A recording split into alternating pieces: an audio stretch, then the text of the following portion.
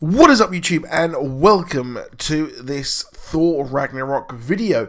So if you're new to the channel, please do drop a like and a subscribe if you enjoyed the video, and please do slap a like on this if you did enjoy Thor Ragnarok, which was absolutely stunning and has just come out in America, so I can finally go a bit more in depth with it with you lovely people. You can check out my review and my Easter eggs and post-credits videos as well on my channel, because, well, I've seen it like a week ago because it came out here in the UK on like the 27th, because it was just like so early here. For some reason, Marvel always give us the movies first. But, well, there are two things I wanted to discuss which I didn't go through in my Easter eggs video, and we've had some recent news as well. So we'll talk the mid-credits scene.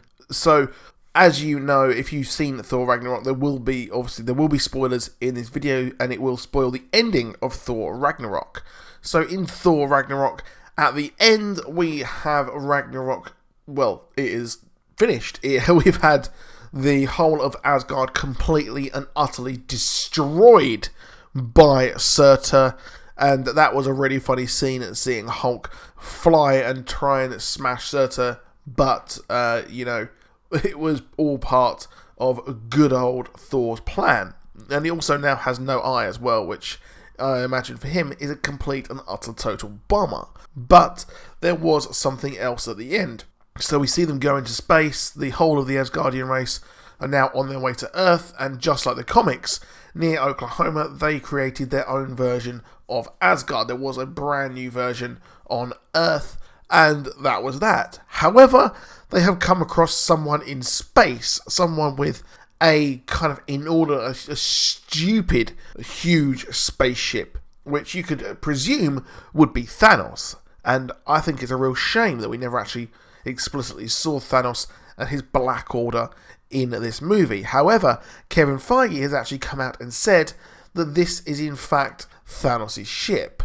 This is the Sanctuary 2, and if you're wondering where is the Sanctuary 1, well, Sanctuary 1 is that weird floating planet that Thanos sits on in his chair. We saw him turn around in Avengers, and we also saw him in Guardians of the Galaxy sitting on there with his daughters as well. So it is Thanos' ship right at the end, and it looks like he wants to capture at least Thor and Loki as well, and Loki is possibly not on his good side, considering the fact that he failed in the Battle of New York. He has lost the scepter as well, and, well, yeah, he's pretty much failed Thanos at every single turn, and is now working technically for the good guys.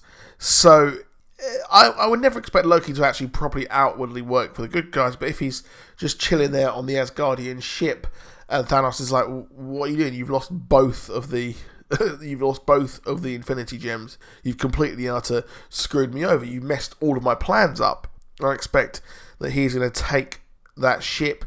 He's going to take poor old Loki and leave Thor in space. And then that we're in Guardians of the Galaxy, in the trailer, we actually pick up and we see Thor floating in space, and he crash lands onto the windscreen of the Milano. So that is what's going to happen there. It's unclear if he would decide to absolutely kill all of Asgardians, which I hope he doesn't, because that would completely ruin everything that happened at the end of Thor Ragnarok.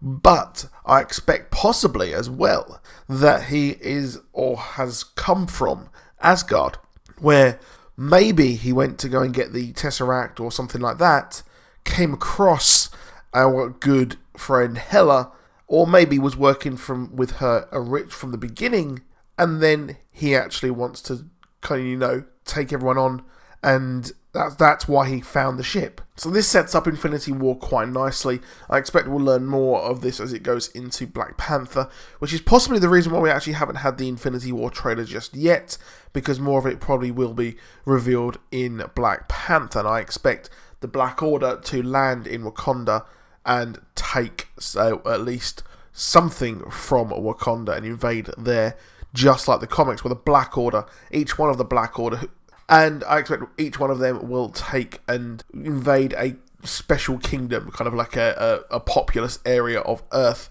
for the invasion, so they can take all of the gems and their father can court death. However, we also had a very, very cool Easter egg in the movie, which I didn't actually pick up in my Easter eggs video.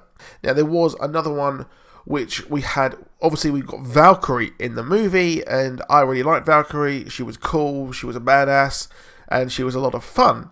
However, she isn't in any way remotely like the comic book version of Valkyrie. And the comic book version of Valkyrie is Brunhild, and Brunhild is a typically blonde shield maiden lookalike.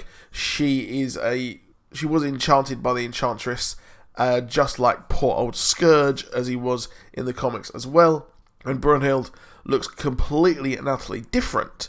Now, you could just say, oh, well, they've just changed her. They changed her look and completely everything like that to just change her for this movie, which, yeah, that's fair enough. They're updating it into the modern day. That's no problem. But they actually had this original version, this original look of the character in the movie. And in the scene where Hela is attacked by all of the Valkyries and they all die apart from our one in the movie, well, what happens is we see one blonde-haired woman with the white outfit, and she looks very, very much like the traditional Valkyrie, and she is killed. And what has been rumoured so far is, and whispered from the deleted scenes, that she was actually maybe the lover of our Valkyrie as well. So yeah, that's pretty cool Easter egg there, which I think is pretty neat. But that is it for this video. Please do drop a like, please do subscribe, and I'll see you soon. Goodbye.